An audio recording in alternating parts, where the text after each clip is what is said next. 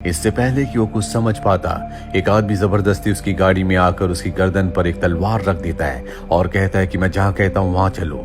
James को उसकी बात माननी पड़ती है, जिसके बाद वो एक घर के बाहर जाता है जहां पर वो एक आदमी को मार देता है। जेम्स से देखकर डर जाता है, इसीलिए वो उस आदमी से भागकर एक गाड़ी के नीचे छुप जाता है। वो आदमी भी जेम्स को ढूंढ रहा होता है। कुछ देर के बाद वो आदमी वहां से निकल जाता है।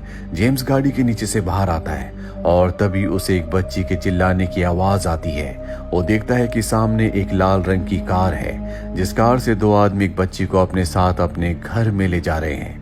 जेम्स को अब कार चाहिए क्योंकि उसे यहाँ से निकलना है, इसीलिए उन लोगों के घर के अंदर जाने के बाद वो कार में बैठ जाता है। वो कार स्टार्ट करने वाला होता है, लेकिन बार बार उसे लड़की के चिल्लाने की आवाजें आ रही होती है।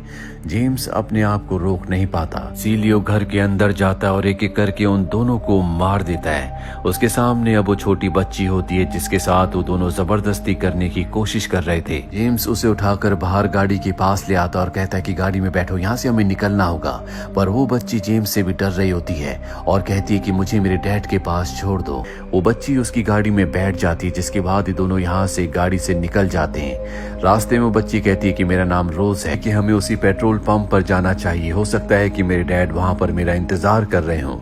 जेम्स देखता है कि उसकी गाड़ी का पेट्रोल भी खत्म होने वाला है, इसीलिए वो उस तरफ चल देता है। कुछ ही देर बाद वो देखता है कि वहां पर रोज के डैड की कार है। रोज अपने डैड की कार के पास जाती है, लेकिन उसके डैड कार में नहीं होते। जेम्स कहता है कि अगर तुम्हारे डैड आसपास होते तो अब तक वो यहाँ पर आ चुके होते। और अब वो रोज को अपनी बहन के घर छोड़कर उस आखिरी पार्टी को अटेंड करने के लिए जाना चाहता है। जल्दी वो अपनी बहन के घर पहुंच जाता है और जब वो अंदर जाता है तो देखता है कि उसकी बहन के पूरे परिवार को किसी ने मार दिया है। और अब वो डिसाइड करता है कि वो यहाँ से आखिरी पार्टी में जाएगा। वैसे भी इस दुनिया में जितने लोग बचे हैं उनकी जिंदगी के कुछ ही घंटे बाकी रह गए हैं, क्योंकि कुछ ही देर बाद पूरी दुनिया से इंसानियत और हर वो चीज जो सांस लेती है पूरी तरह से खत्म हो जाएगी। वो गराज में जाता है जहाँ से वो अपनी बहन की गाड़ी से अकेला निकलना चाहता है, लेकिन रोज उसे देख लेती है और गाड़ी में बैठ जाती। दोनों के दोनों पार्टी के लिए निकल जाते हैं। रोज रास्ते में देखती है कि जेम्स के हाथ से खून निकल रहा है। वो उसके हाथ पर कपड़ा रख देती है। अभी जेम्स देखता है कि एक पुलिस वाला अपने परिवार को लेकर लाइब्रेरी के अंदर जा रहा है। जेम्स रोज को लेकर लाइब्रेरी के अंदर जाता है और उनसे कहता है कि मैं चाहता हूँ कि इस लड़की को तुम अपने पास रख लो,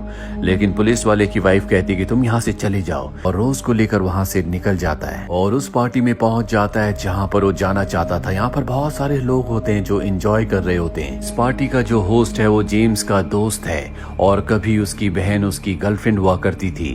वो भी वहां पर आ जाती है और जेम्स को अपने साथ ले जाती है, क्योंकि वो उसके साथ इंटीमेट होना चाहती है। जेम्स रोज से कहता है कि मैं अभी कुछ ही देर में आता हूँ, और वो उस होस्ट की बहन के साथ अंदर चला जाता है। पर चाहकर भी वो उसके साथ इंटीमेट नहीं हो पाता, क्योंकि वो अपनी बहन और उसके परिवार की मृत्यु से बहुत ज्यादा डिस्टर्ब होता है। वो अपनी एक्स गर्लफ्रेंड को उसके बारे में बताता है, लेकिन वो ये सब नहीं सुनना चाहती। जिसके बाद जेम्स को नीचे ले जाती है जहाँ पर एक बंकर है और बताती है कि जब तबाही आएगी, सुनामी आएगी, तो हम यहाँ पर छुप जाएंगे। जेम्स कहता है कि इस दुनिया में अब कोई बचने वाला नहीं है। ये तबाही इतनी बड़ी है जिसमें तुम्हें कोई बंकर नहीं बचा सकता। ये सुनकर वो रोने लगती है और कहती है कि मैं मरना नहीं चाहती।